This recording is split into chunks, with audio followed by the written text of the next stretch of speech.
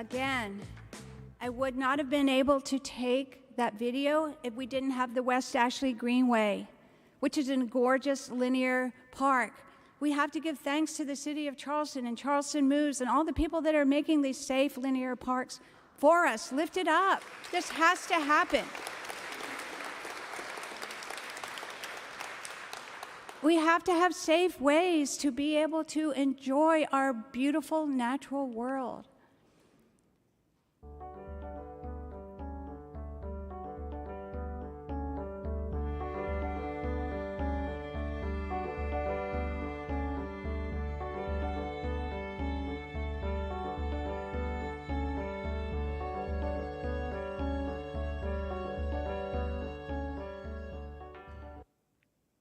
We could spend hours talking about the importance of preserving habitats for our native plants and pollinators.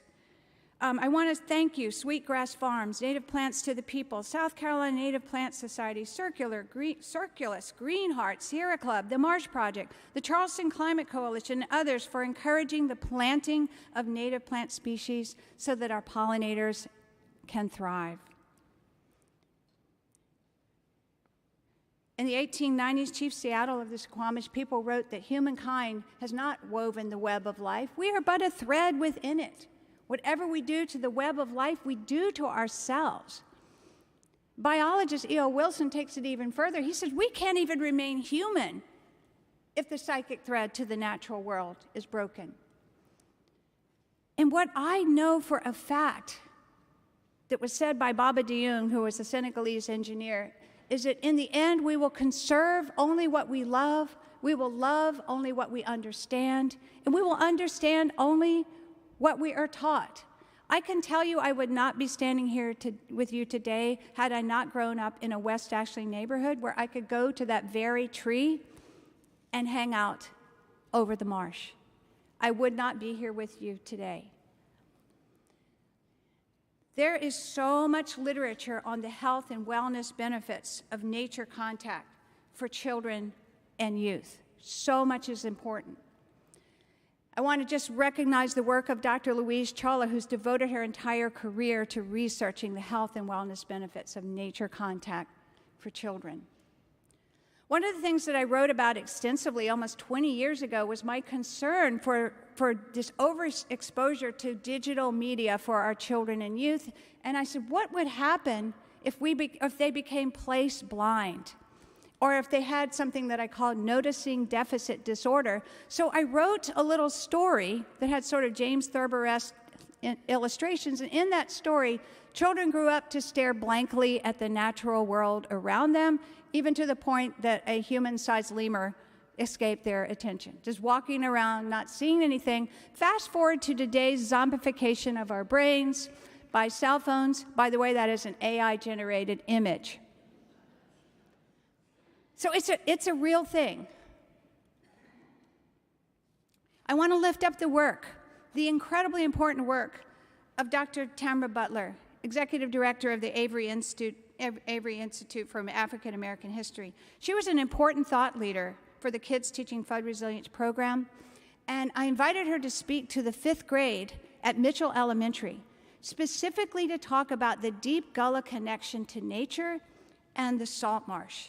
She drew them into stories about themselves, and I could see them developing a stance in response to this culturally direct and beautiful way of teaching that she had with them. The energy transfer from her meeting carried over directly into these youth's first ever field trip to Gadsden Creek, which they had not even known was in their own neighborhood. To see the joy on their faces, it was just remarkable. One kid wanted to be the official videographer. He wants to be like Tony Bell when he grows up. By the way, I want to acknowledge Tony Bell in the backyard, the official filmmaker for Kids Teaching Flood Resilience. Yep. But this is young Javon, and I asked him afterwards, what did he think about this? Yeah. Whoops. Let's try again.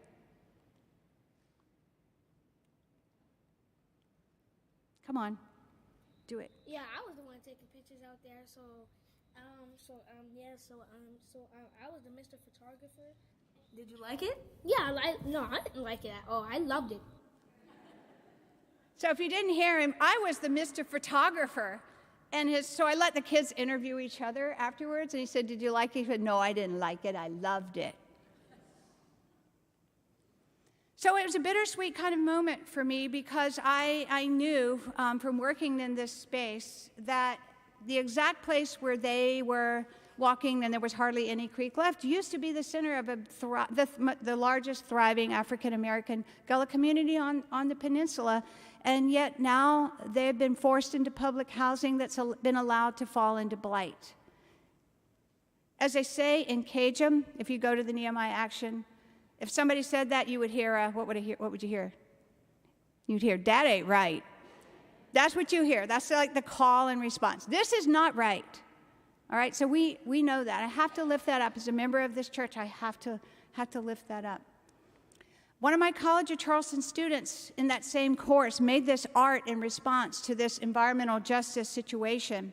And she said, the watercolor painting that I created is supposed to represent the social, economic, and environmental differences in the world, which seems like it's split into two separate parts, the bottom half barely hanging on by a thread, and the top half is full of luxurious, radiating things.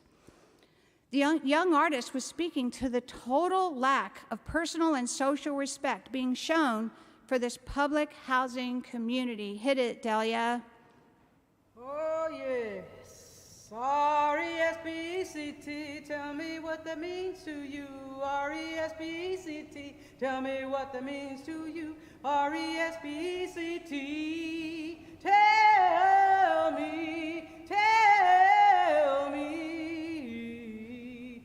tell me what it means to you.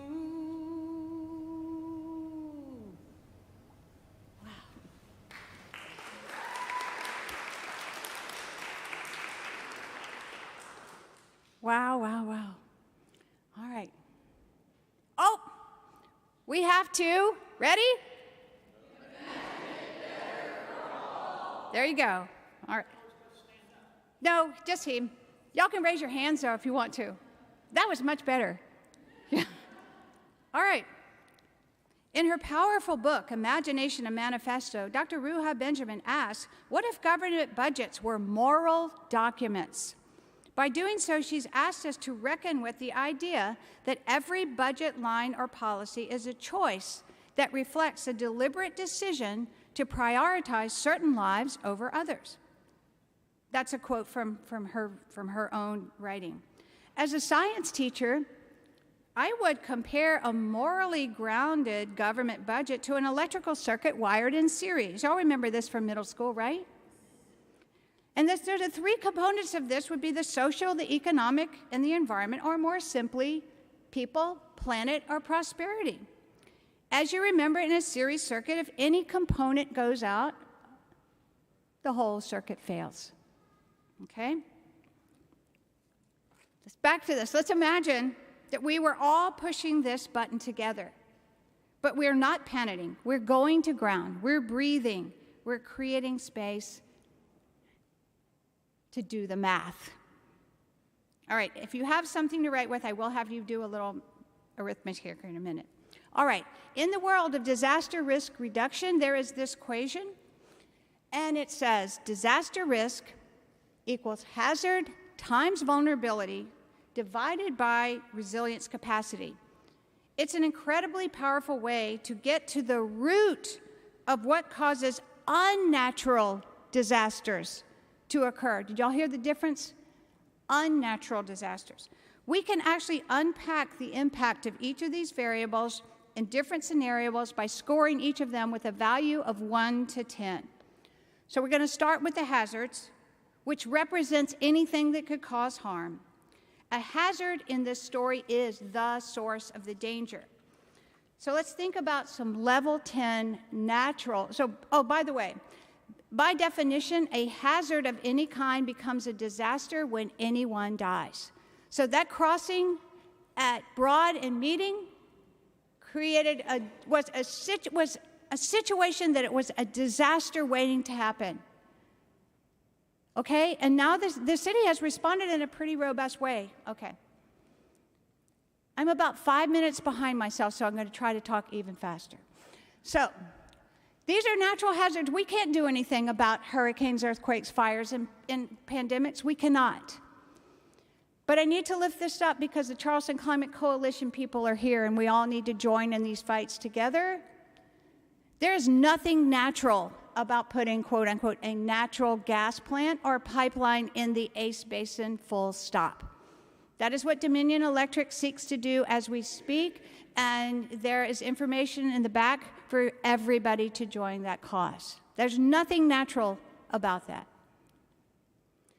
But the real focus of the story is on vulnerability and how that vulnerability can be imposed on some communities at the expense of others.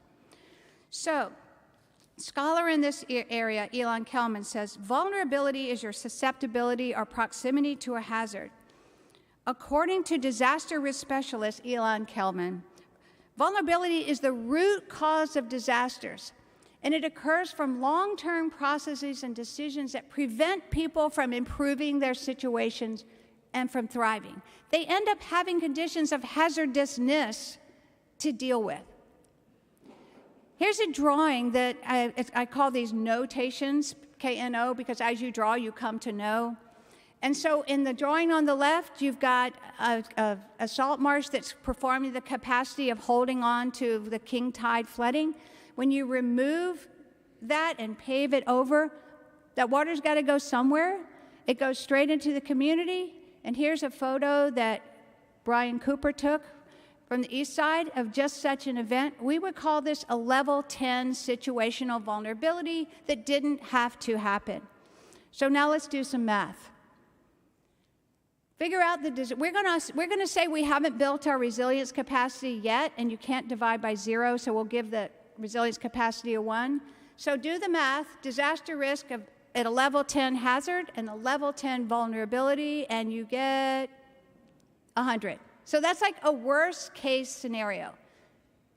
That's what but that is the scenario in a lot of our public housing communities. Oh, Nate.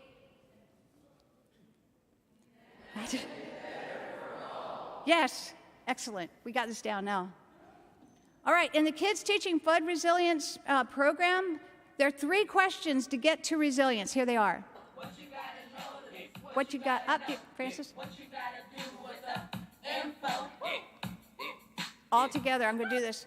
What you got to notice, what you got to know, what you got to do with the info. Ready? What you got to notice, what you got to know, what you got to do with the info. All right? You can use that no matter how old you are. All right? Got it? Yeah. All right, and here's another one of our mantras. You got to know the facts so you know how to act. You gotta know the facts so you know how to act, what to do, what to watch, where to go. You gotta know the facts so you know how to act. Moral of the story is before any kinds of decisions are made that affect other people, and also for yourself. But if you're in a position of power and you're making decisions that affect other people, you sure as heck better invoke the precautionary principle, which is the better safe than sorry. And so I created this graphic that when we come together in a room to think about what we can do to be a more sustainable community, let's stop, let's ask the questions, we call in experts, then we learn and we decide. I see my candidate nodding his head. You're going to put that in your campaign, right? See me after. I'll give you all my slides. Okay, so this is us. This is us coming together in a space to center the disaster risk assessment using evidence-based thinking and creativity. This is what we're doing here today. Give it up for yourselves. Give it up for yourselves. Because y'all, this is back to the reality. We are squarely in the path of any hurricane for 6 months out of the year.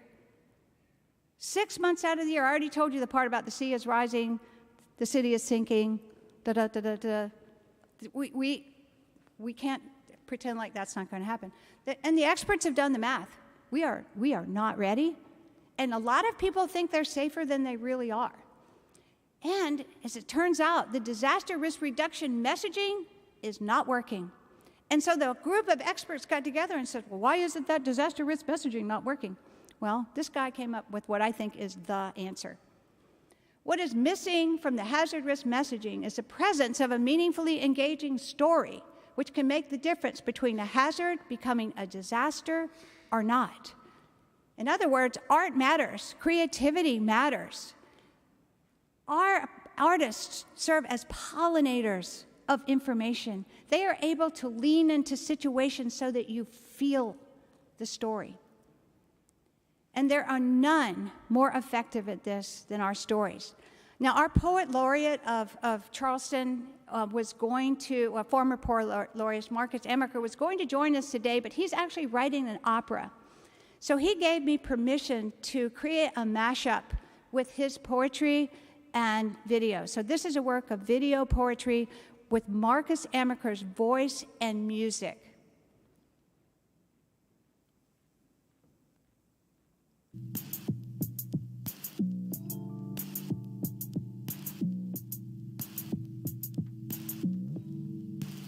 Scientists say that hurricanes are caused by heat energy.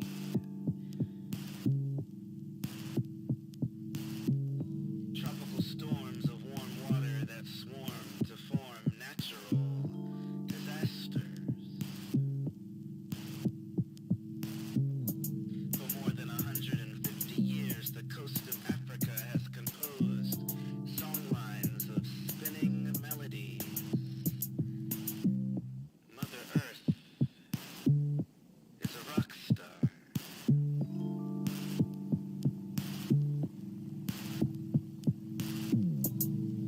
She sings beautiful but violent rhythms, screaming to us in pain as paths of destruction are birthed with rain. Are you listening? Are you breathing? The day is here already.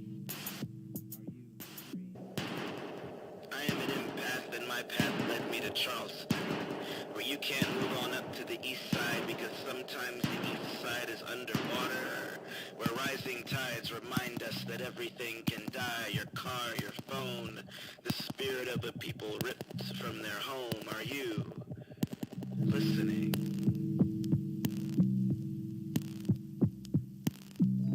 Are my people breathing?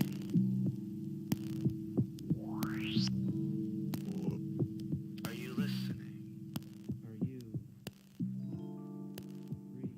Are you breathing?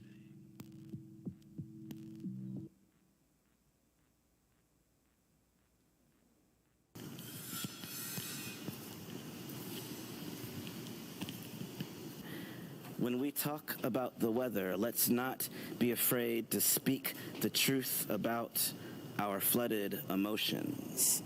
When there are oceans of ready-made disasters throwing shade at the summer, let's be there for each other. Give shelter. Be there for each other. Give shelter. With this powerful phrase, ready-made disasters, that's what I wrote in my journal when I read that. Amaker speaks to how tragically the game of life changes when vulnerability is imposed and delivered to your doorstep like a ring and run. In that kind of situation, all together now, silence is not an option, but love is, care is. Last year, South Carolina educational TV film producer Betsy Newman created the most incredible documentary on the historically high levels of flood hazard risk being experienced by 3 of our African American settlement communities, 10 Mile, Rosemont, and Gadsden Green. This film leans in to a phenomenon called solastalgia. This is wise Elder Herbert Maybank from Rosemount. Solastalgia is the feeling of loss and longing for our home place as it changes before your very eyes. If you do nothing else after this, please do watch this video as you see the group of scientists and community leaders and wise elders who have come together to work on these problems as a community. It's just an incredible piece of work. Brian Cooper, would you stand up for a second so everybody can see your voice, yourself? Turn around, say hello. Say hi, Brian. All right. Pardon? Oh, you'll see it. Wait a minute, it's coming up. It's embedded. You'll see the name of the document. Anyway, they found out about the Kids Teaching Flood Resilience program, and Betsy Newman called me up and said, do you have any high school youth who would want to be in this documentary? I said, I sure do. So I called Brian up. I said, you want to be in a documentary? Yes, ma'am. Wait till y'all see this. I got permission to share this outtake. With the generosity of individuals, corporations, and foundations, the ETV Endowment is committed to telling authentic stories and is proud to sponsor Impact.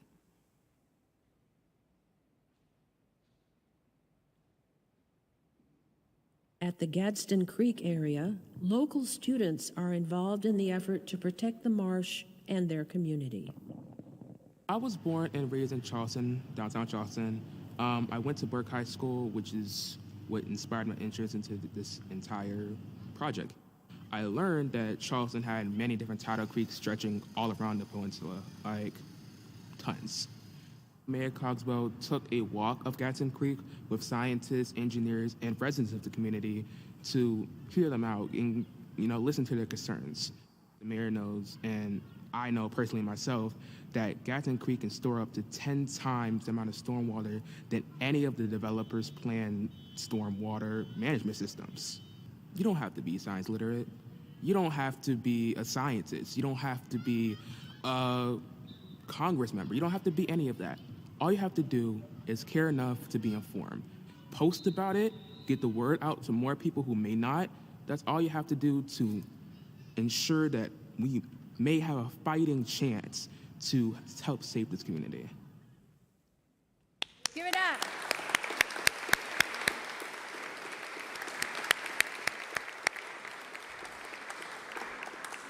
And I get to work with students like this. I have the best job on the planet.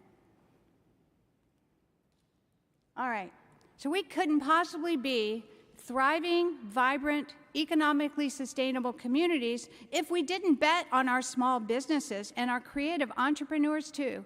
Here in Charleston, we have just the person to show how powerful tiny businesses can be. I give you Victoria Ray Moore, co-founder of Tiny is Powerful. Are you ready? Yeah? All right. So, Victoria is going to be one of our young environmentalists, but this video here will make you all want to support every business in this world.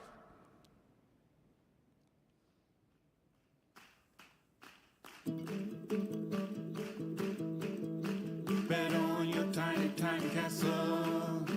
Bet on your tiny, tiny dream. Bet on your tiny, tiny businesses.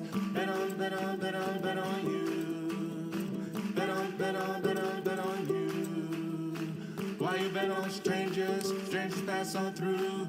You should bet on neighbors, cause neighbors bet on you. Your tiny, tiny barbershop. Bet on you. Oh, your tiny, tiny beauty shop. Bet on you. Oh, your tiny, tiny auto shop. Bet on you. Yeah, your tiny, tiny flower shop. Bet on you. You need to bet on them just like they bet on you.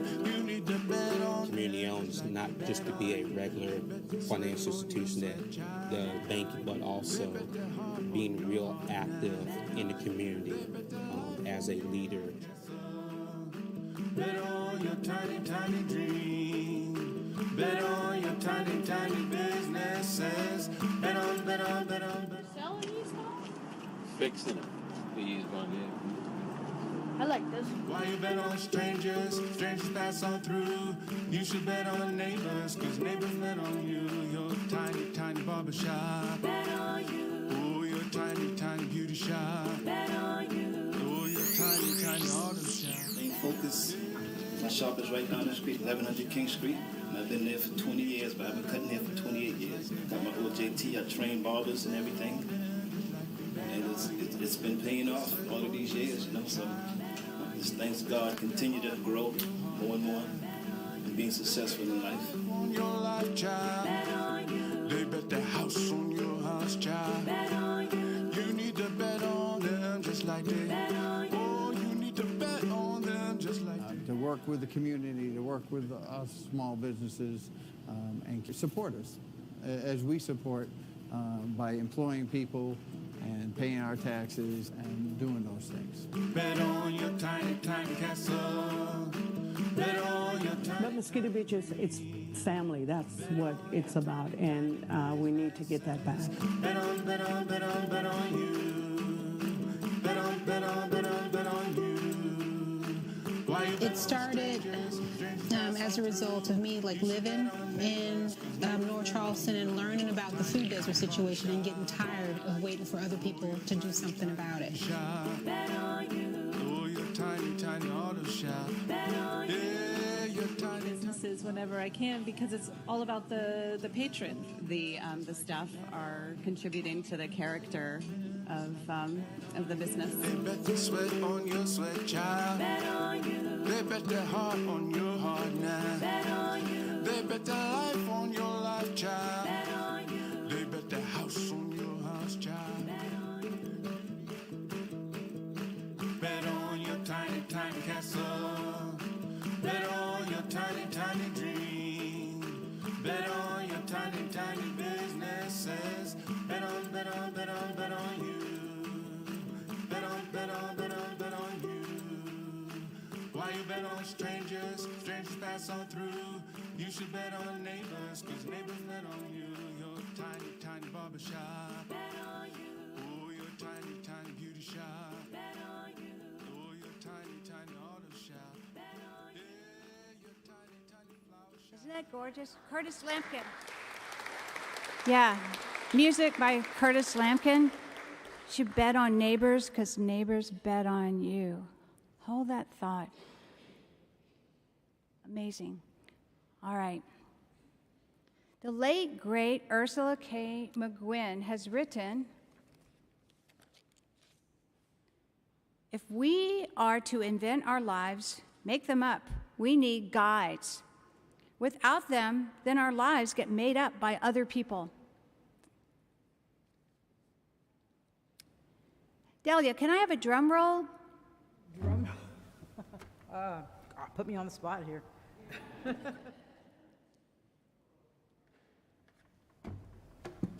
Perfect. Keep going. And now, SINO audience, I invite you to imagine that we are walking through the doors of the Gilliard Auditorium in the Charleston's first ever Civic Imagination Forum, and that you are about to meet Charleston's own young environmentalists who will serve as our guides to a sustainable future. Perfect.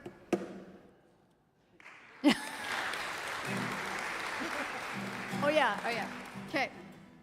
All right, here they are. These are our young environmentalists. They're going to blow your socks off.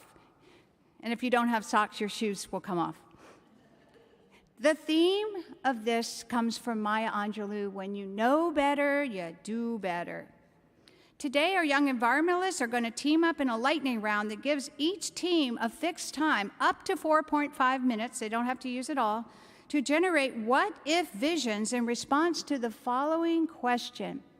Imagine a vibrant, safe, vigorous, resilient Charleston 5 years from now. From your perspective, what does that look like? For instance, what does it feel like? What social, economic, and or environmental policies are in place?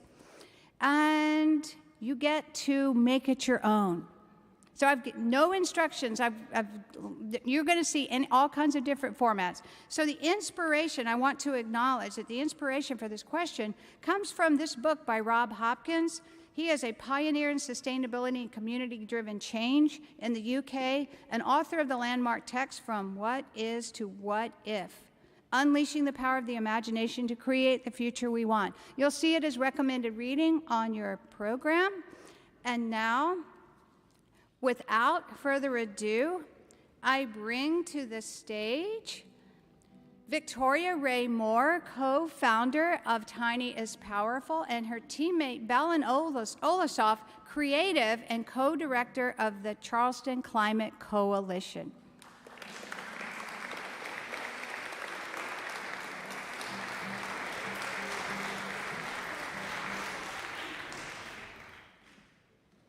Okay, my speakers, Nathan has got he's your timekeeper. He's going to hold up the red cart at 1 when there's 1 minute left. You ready, Nate? All right, go.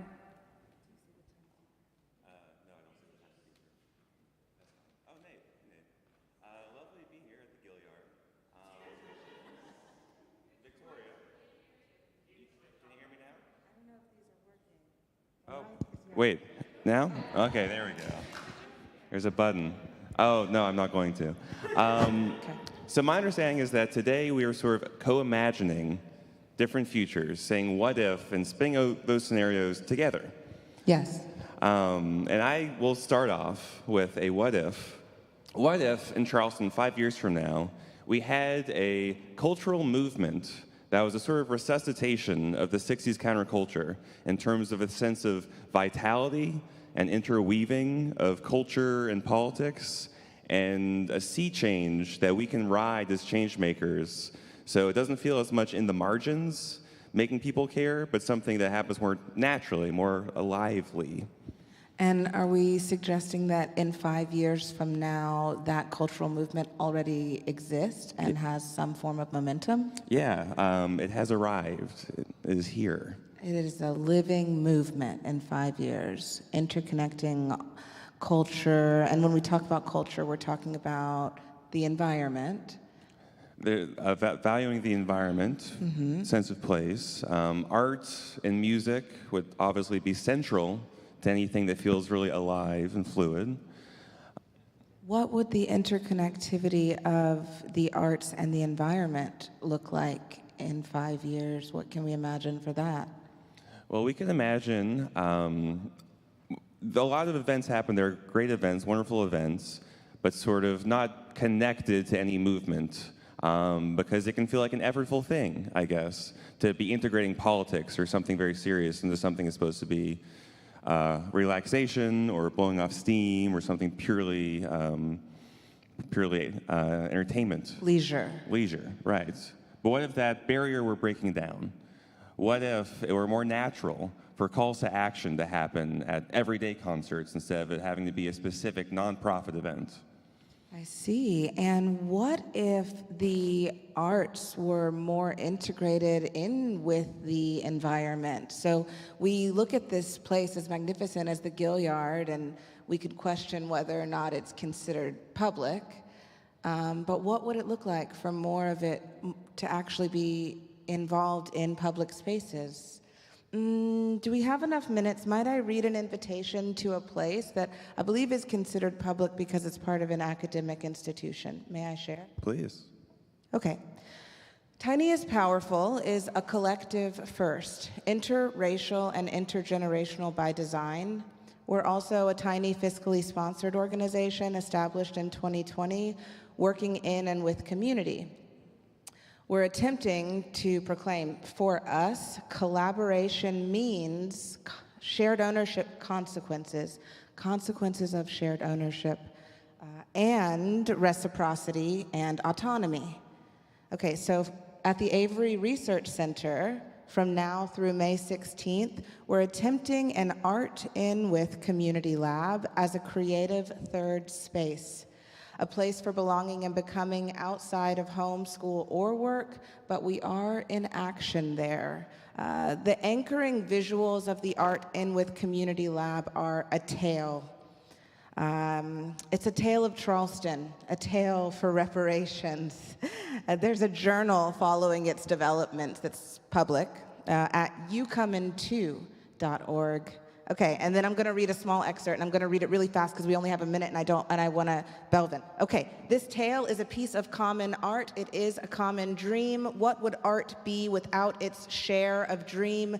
Beware, though, art is also a pioneer, a visionary, a prophet, an imagination whipper, and it has staying power. We, connected to Tiny is powerful artists, activists, educators, and youth, believe that a marker of our individual worth is the integrity, the quality, the thoroughness, the genuineness of our attention to others and of our output. The collective integrity of our collective work is informed by our intent to listen. So I'm listening, Belvin, and I was listening so deeply, Mary. Thank you.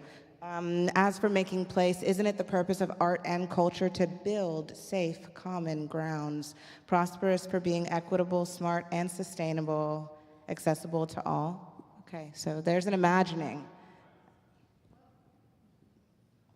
And that's our time.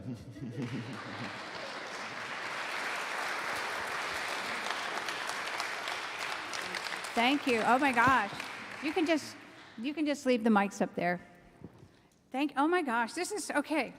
Next up is Ange Arcidi, soon to be graduate of the College of Charleston Environmental and Sustainability Studies program. Ange is also a member of the Marsh Project, Students of the Marsh.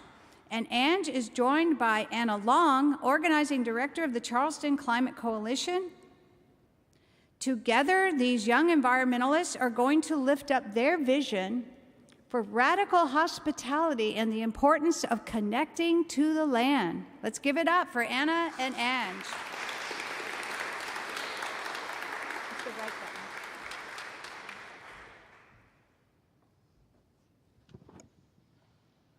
Hey, hi everybody.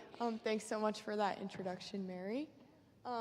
We are really going to try and talk about what radical hospitality looks like, and also this idea of radical advocacy and how we do that with the Marsh Project and also with Charleston Climate Coalition. So I guess my question for Anna to start is, what does this sense of radical advocacy look like with Charleston Climate Coalition and the Dominion campaign? So I want to have everybody, or I want to share with everybody a small picture of an event that we did recently. So a couple of weeks ago, we took a large group of folks, all ages, from all over the Lowcountry down to Colleton State Park, where we had them walk through the land, connect with the land, and do so with the assistance of a native and medicinal plant expert who identified plants and helped us connect with the world around us, and a local artist who taught us how to make botanical drawings of those plants. You might be like, well, that just sounds like a fun and wonderful event, which it was. And as we were making our drawings and identifying plants, we looked across the Edisto River through a bunch of trees, and we saw the site of the proposed Dominion Energy gas plant and pipeline, which is going to theoretically be built, not if we have anything to say about it, literally 1 mile from Colleton State Park, right across from the Edisto River. And to me, big development projects like this, they remove us from our natural environments. They pollute our air and our water. They pollute our minds in the sense of making us think that that is what we need, and not that what we need is actually truly just connection with the land and with one another. And so that is really, I think, the heart of what we do at Charleston Climate Coalition, is we try to not only get out there and shake our fists and advocate for the things that we believe in, we also try to build community in the process and help people feel connected with the history and the present and the future of the lands that we're trying to protect.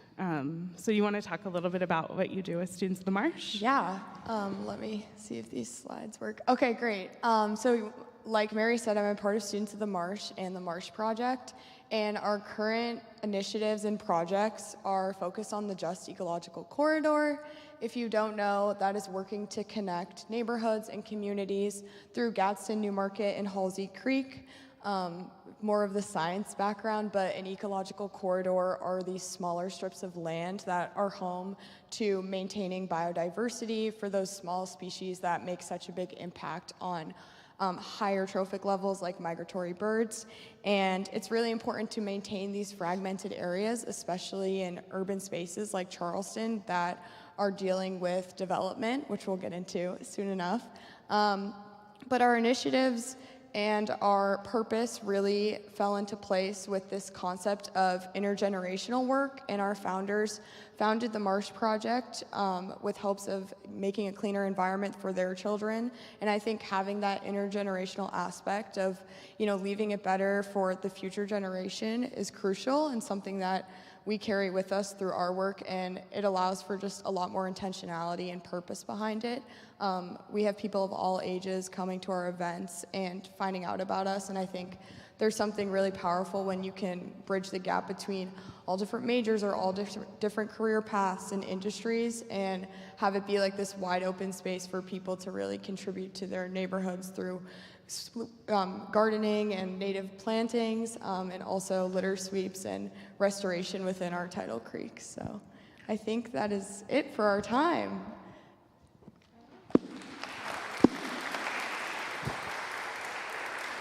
Thank you, and Anna. Y'all be careful on those steps with the wires.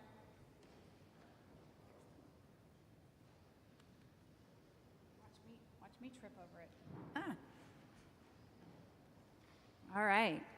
Up next, our recent Clemson Master of Architecture graduate, Clay Sheehan, and Jared Hallbrook, soon to be College of Charleston graduate in business and finance.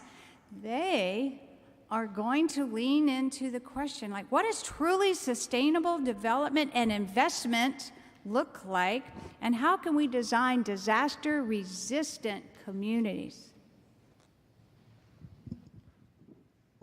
Thank you.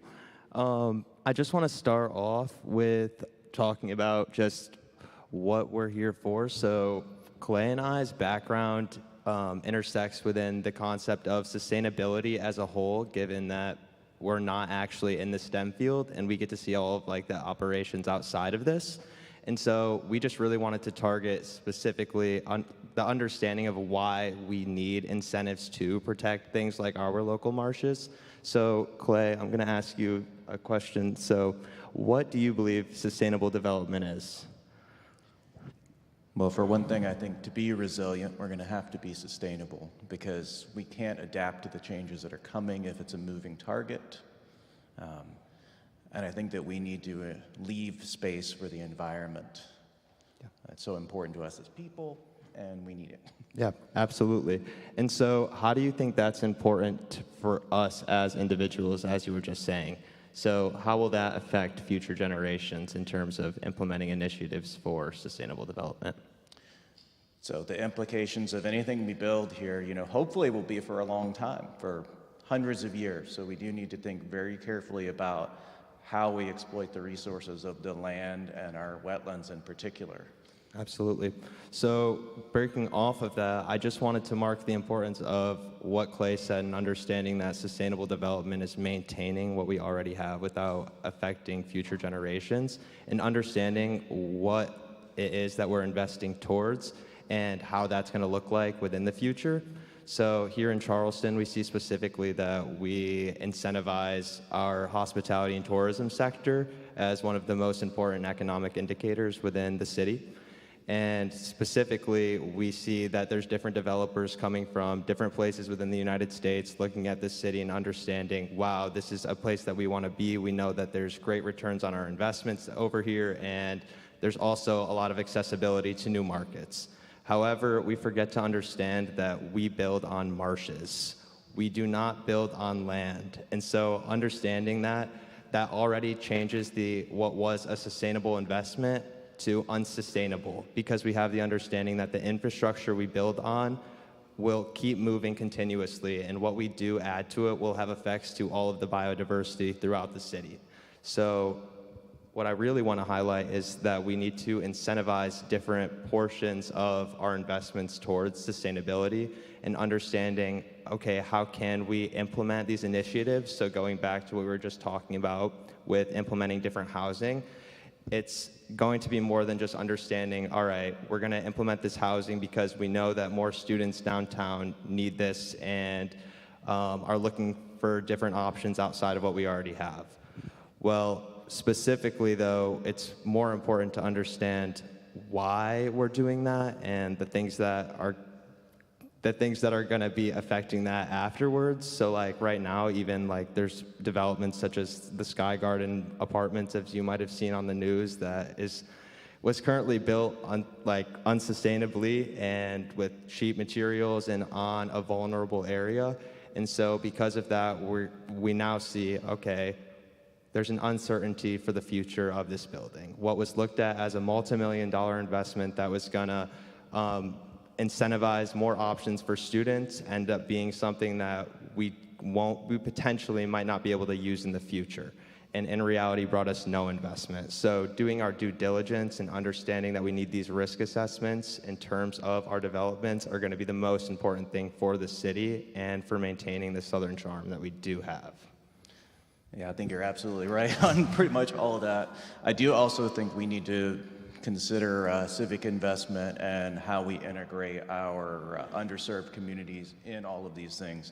And we need to remember that making those situations good and tenable is sustainable, like socially, and also that if we don't respect our wetlands and natural spaces, they are also part of the reason that drives our tourism and our immigration here. So they're very important to our economy.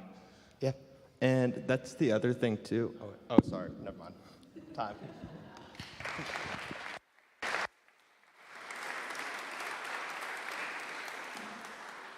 You're going to have an opportunity to network and interact with all of these brilliant young minds afterwards.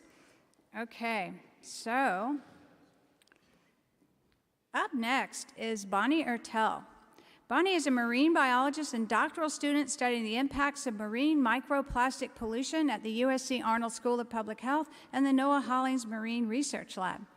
Bonnie's team member for today couldn't make it, so I proposed that I said, what if, right? What if we pretend we had a podcast called Young Environmentalists Who Serve, because it spells yes. And she went, I'm down for that. And I said, wait till you hear what the title of our episode is going to be. I suggested this episode title, and it has something to do with, it says, so the episode title is, I Call Myself a Microplastic Princess. All right, you ready?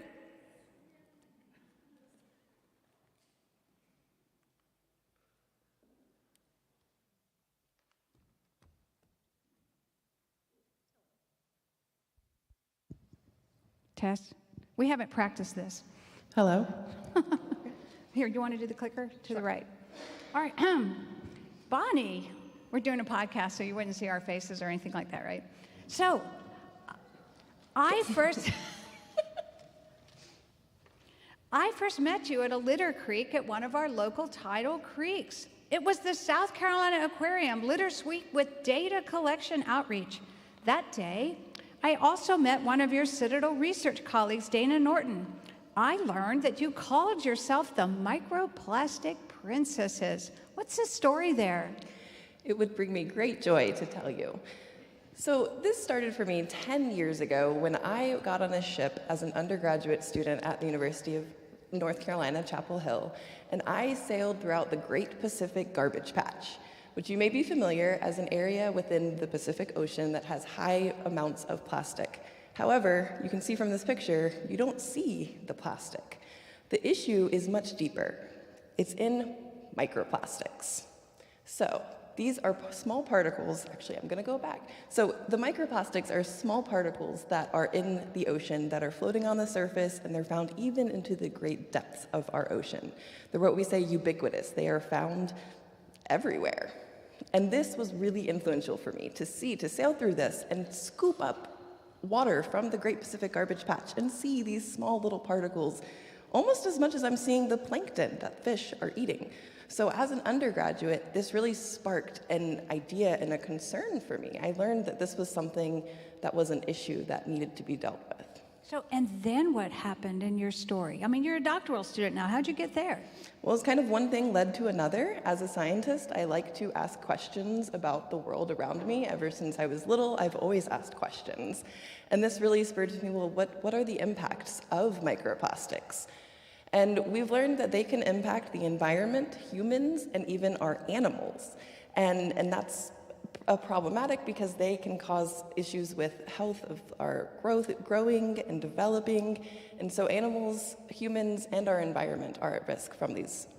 Right, and I said, do you have any slides you want to send? And this slide here, can you speak? I mean, we talked about how we're all part of this giant web of life, but you sent me a Venn diagram that shows a web about health. You want to unpack that? Yes, so this emphasizes the One Health concept of we live on this planet not in isolation. We exist in the environment with our animals, and studying all of them is really important to understand what is going on with the health of humans, our environment, and our animals. Okay, so earlier you heard us say you got to know the facts so you know how to act, right? I'm not a microplastics expert, but you are. Wait, let me ask my question. What would you want us to know about microplastic pollution and what we ourselves can do to help mitigate the problem? I'm going to take it back to the beginning because did you know that plastic comes from oil? It is a petroleum byproduct. And like I said, it's ubiquitous, so it's found everywhere on our planet and impacting our health. And I think the take-home point, I think we know that that is probably a problem, right? But what can you do? So these are the main sources of plastics in the environment. So we have trash that's left out. So doing a litter cleanup can make a very significant impact. Also textiles, so the types of clothing that we wear, I don't know if you knew, but polypropylene and polyester and nylon, those are plastic materials. And every time you wash them... We're wearing plastic? We are wearing plastic. And plastics also from tires. And I want to real quick touch on a research project that I did while I was at the Citadel, looking at how our salt marshes can act as a trap for microplastics. So we know our tidal floodwater in Charleston comes up onto our streets. And our question was, could that be a pathway for microplastics, especially things that are coming off the tires? That's plastic. And so could that floodwater be a pathway? And what we found actually is that the salt marsh is doing an incredible job at acting as a trap and as a sink for those plastics. And this was work that we did at Gadsden Creek, looking at the flooding in Haygood, which we are all probably very familiar with. So salt marshes are very important in this equation. So quite frankly, this is just a pitch. There is an Earth Day cleanup of Gadsden Creek that is being co-sponsored by the Charleston Area Justice Ministry, the Friends of Gadsden Creek, and the South Carolina Environmental Law Project. Please join us out there from 2 until 4. So are we timed out? Daggone it. That was so fun. All right.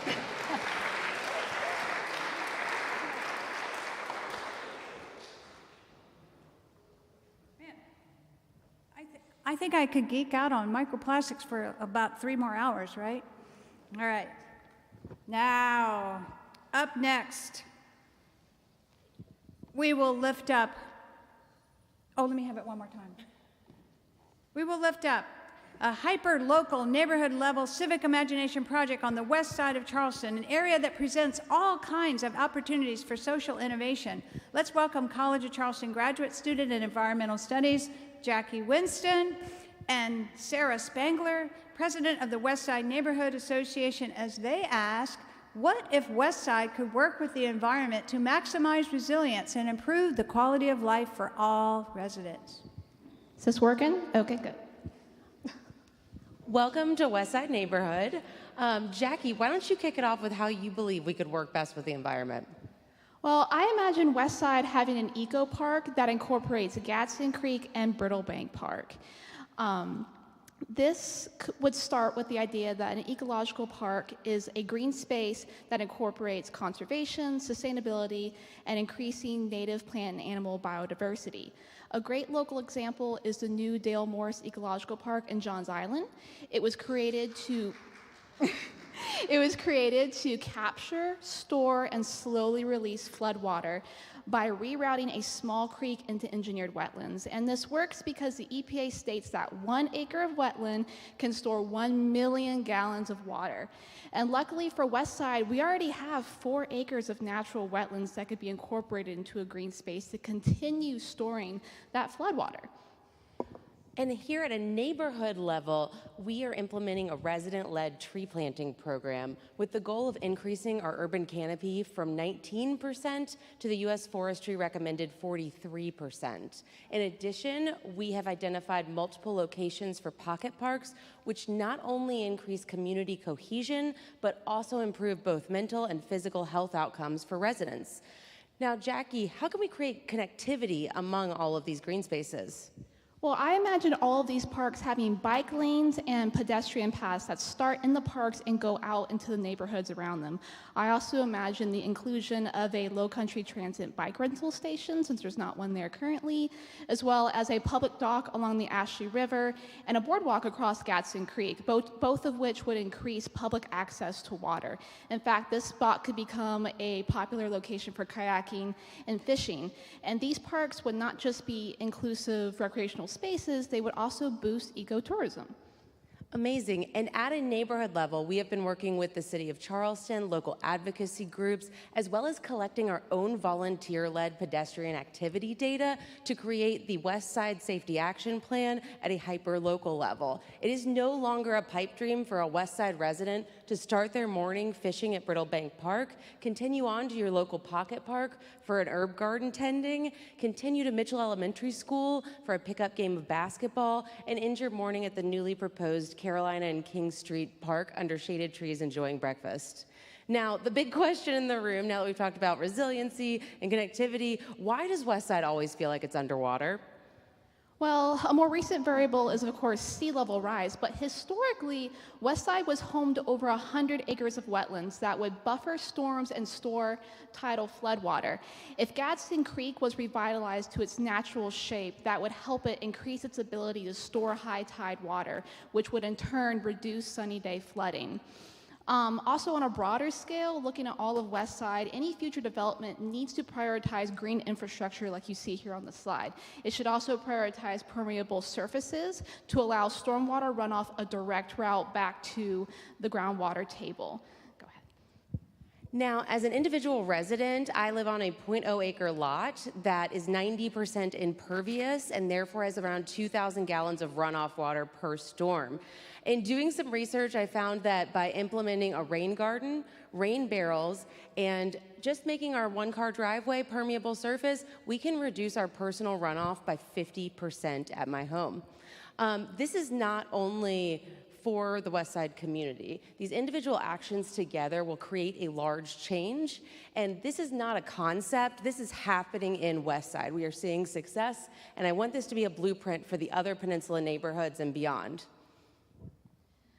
So these sustainable and resilience-focused ideas would be Westside's contribution to the social ecological corridor by connecting Charleston with beautiful, green, walkable spaces. Thank you.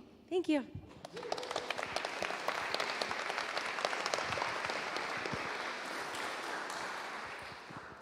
Oh my goodness. Are you guys feeling hopeful for our future? All right. This past year, as a research mentor, I had the privilege of working with 4 amazing College of Charleston Environmental and Sustainability Studies students, Mel Thorne and Arcady, Daniel Barney and Jackie Winston, and their professor, Casey Conrad, City of Charleston GIS specialist. You've already heard Jackie and Ange. Up next are going to be Casey Conrad and Daniel Barney, who are going to represent that team in their lightning talk, which is entitled, Seeing is Believing, the Power of GIS Technology to Guide Informed Land Use Decision. This is the first public reveal of this. These students won first place at the College of Charleston Expo on this work, and this is an extension. This was a design challenge that emerged from a grant that I got through the South Carolina Sea Grant, and I'd like to acknowledge the work of Dr. Susan Lovelace. Will you stand up, Susan, real quick, please? She's putting her hands up. Yeah. So this all emerged from a NOAA DPP grant from Sea Grant Go. I need that. It's the right click. Thank you. All right, we're on. You love? I think I'm on. Wonderful. Okay, so thank you for that introduction, Mary. So seeing is believing. So did you know, can I stand up? Do you want to stand up? All right. Did you know that the city of Charleston, that's everything within city limits, is approximately 25% salt marsh, 28% in a flood zone, leaving less than half of it not in a flood zone for building. So in GIS, we work with shapes. Obviously, we work with maps. But at a more basic level, we work with shapes. So that allows us, okay, different order. So that allows us to take these measurements of how much of a thing is in an area at a really conceptual level. So in this case, we're looking at wetlands. So Daniel, would you tell us about, you have some wetland facts? Yes. So I did some research and I found out that, well, after Jackie explained that 1 acre of wetlands actually stores 1 to 1.5 million gallons of water, I did some research on hurricanes and I found that one hurricane can typically produce 2.4 trillion gallons of water in a given area per day. So that kind of gives you an idea of how essential wetlands are for actually storing water. In this dashboard, which we created using GIS, we were able to calculate the total water storage potential of all 12 Charleston Council districts, and that estimated to about 27.9 billion gallons, and it is kind of dispersed throughout the different wetland types. And that is equivalent to about 42,000 Olympic swimming pools. That's a lot of water. It is. It's an astounding amount of water. So if we go back, this is showing the different, each of the different districts and how much water they can store. As you can see, District 1, that is the Kainhoy Peninsula and Daniel Island, has the highest capacity for water storage, 7.7 billion gallons. And so we are currently in District 8, that's us at the star. So District 8 has not nearly as much water storage, and a lot of it is located up in Daniel Island. But that wasn't always the case, right? So Jackie told us about the wetlands that used to be in Halsey Creek. So not too far from us was once called Daniels Creek, where the market is currently located. So like I was saying before, in GIS we use shapes. So you can use the shape of the old Halsey landmass to figure out how much water storage we have lost since all of this development has occurred over the years. And so one of my, all right, we've got a minute left. One of my imaginations for how we could protect wetlands is because GIS works in shapes, because you can take these shapes to determine how much water storage in a given area. I'm thinking about the Kainhoy Peninsula right now. You can take the shapes of proposed developments and see how much water storage you would lose by developing those parcels. So development is green-lit on a parcel basis. You can take the outline of that parcel, the property line, apply, the National Wetland Inventory is the data we're using, so you can do this anywhere in the country, and see what acreage of wetlands is within that parcel, and therefore how many million gallons of water you would not be storing if you developed on that parcel.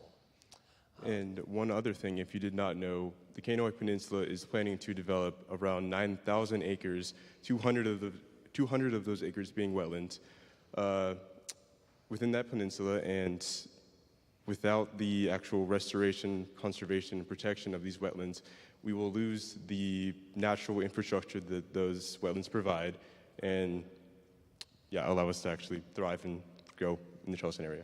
Well said. Thank you. Thank you.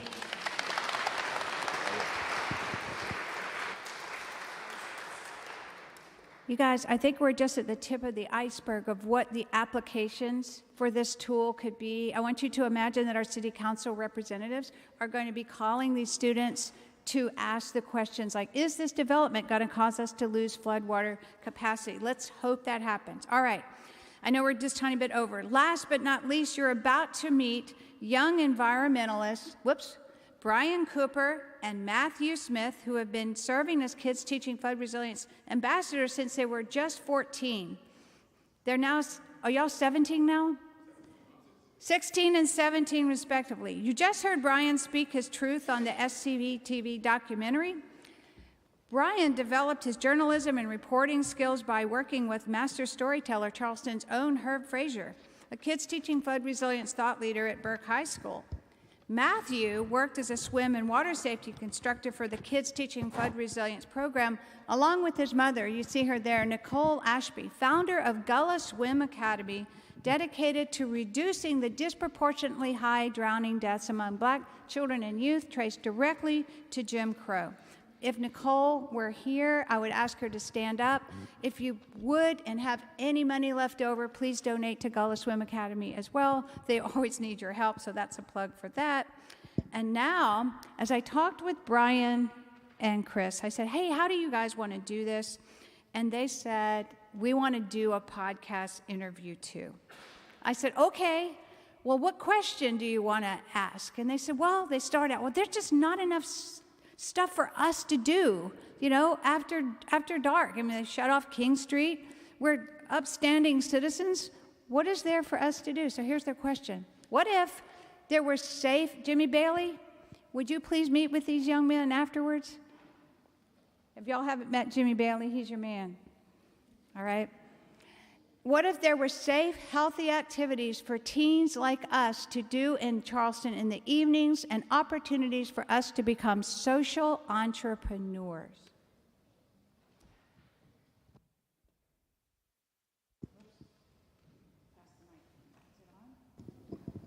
Test. Oop. Okay. Okay. Here's my first question. Brian and Matthew, from each of your perspectives, if you were invited by a city council member to bring your concerns before a committee, what would you like to lift up? Well, for me personally, I would like more safe and healthy things for us teens to do after school and in the evenings. Like I can give some examples, like maybe some more recreational areas, like the rec center by Burke High School. That's really something that I would like more in the Charleston area, like more places like that. That would be amazing for us. What about you, Matthew? More on that recreational program targeted for children. I would like to shout out one, KOP. I worked with them over the summer. They teach kids many things between enrichment, other things. We teach them swim lessons, as you just heard. But I'd like to target more of those across a larger area. More courts to play basketball, bowling times for kids, more things like that. Yes, and if these programs exist, please help us find out about them. There's like very limited information on where we can go to find out about these events per se.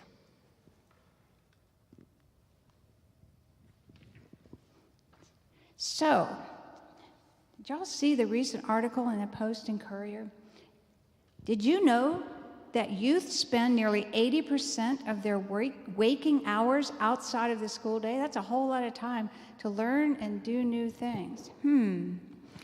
What if you were invited to help design a Charleston Youth Development Program? What kinds of classes do you think should be offered? I think we should offer a variety of classes. And the way I think we should offer them is allow them to vote on something they want to do that would help with learning how to communicate in a job system. So they would pick something out, discuss it around your group. But let's say it's from my perspective, I would say we have a critical shortage on lifeguards, swim instructors, and just classes overall for people to learn. As you've heard before, we have a higher risk for minorities, specifically Black people, to drown. And as you see, we have all these floods, and as it's getting worse, that water's getting higher, and we have kids outside, then it's like, now we have danger. Yeah, but we also have to come back to the problem of access.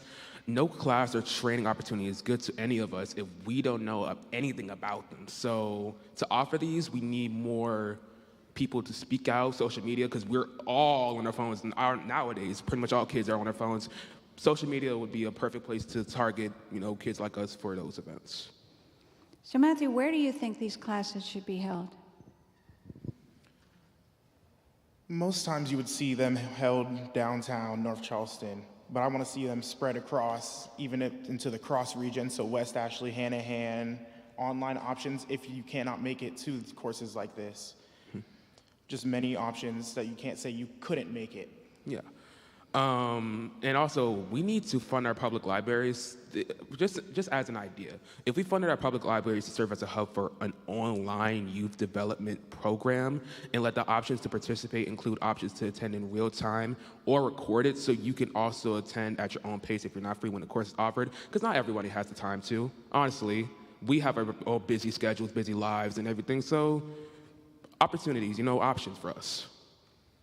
I see Sarah Spangler nodding her head. You need to connect with your Sarah Spangler too. So I don't want to run out of time before I get to this. You clearly are change makers. And if you could combine, I have this Venn diagram on the back too. This was created by Dr. Ayanna Elizabeth Johnson, a marine biologist. If you want to try to find your best action for yourself, it happens at the intersection of what gives you joy, what you're good at, and what needs doing. So, for you guys, if you could combine what gives you the most joy with what needs to be done, what would you see yourself doing in 5 years? Well, for me personally, I love coding, and the goal for right now is for me to major as a software engineer in college when I get to that opportunity after next year, because of my senior year. And me personally, obviously, as we've seen, many people have come up here. We have talked about the fact that we're not doing enough to keep polluted runoff from our wetlands and creeks. My personal vision for what I could implement my software engineering degree into is something like designing a real-time pollution tracker for our rivers and creeks to, work on keeping us in check, I would also love to serve on a government youth council so I can put my voice out there for my community.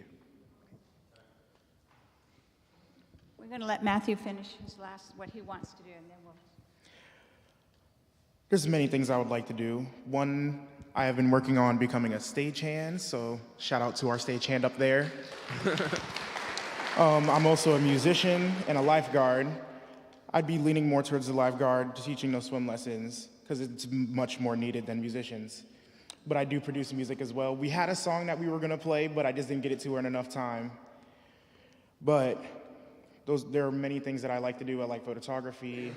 I'm specifically a lighting tech. I've started my own business within it. Ooh. So I help run programs like this. They don't have much lighting, but I work with DMX lighting. You can get it pretty much anywhere.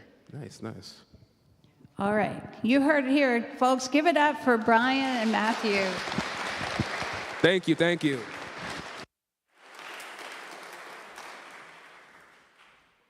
Okay, I know I've gone over time. I thank you so much for your patience and staying with us all. In just a minute, Delia Cheriker is going to sing us with Sam Cooke's Change is Coming. But if you can stay at all and interact with our young environmentalists, that would be amazing. So here we go. Hit it, Delia.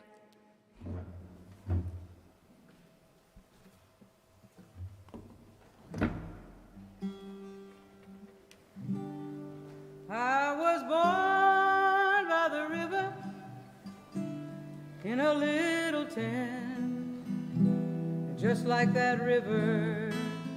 Oh, I've been running ever since. It's been a long, long time coming, but I know a change gonna come.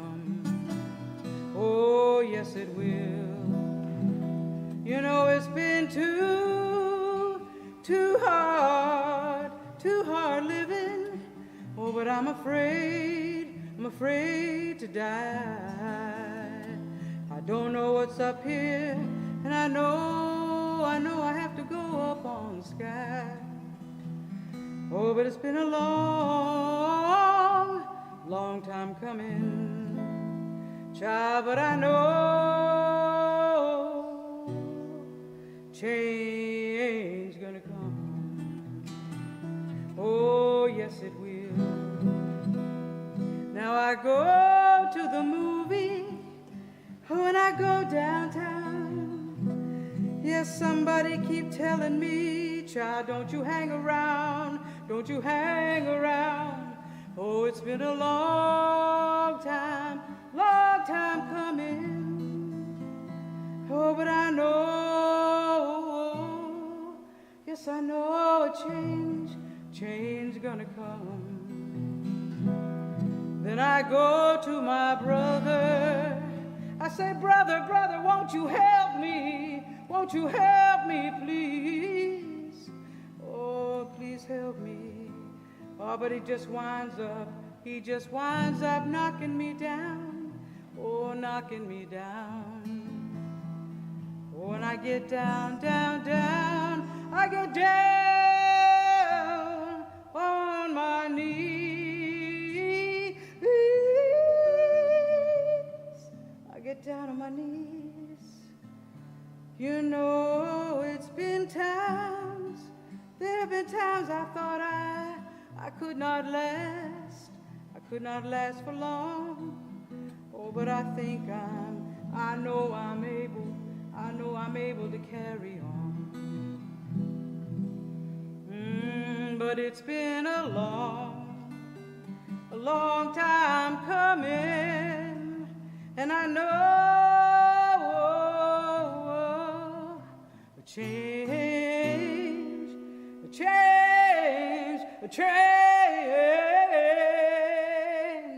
change gonna come. Oh, and I know a change gonna come. Oh, yes it will. Oh, yes it will. Oh, yes it will. Oh, imagine all the people. Imagine all the people. Imagine all the people.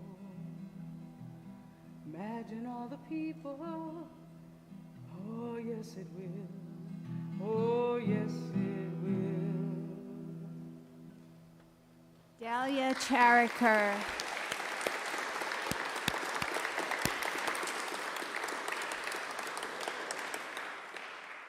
Artist Delia Chariker, folks. All right. As they say at Holy Cal Yoga, the light in me sees and acknowledges the light in you. Namaste.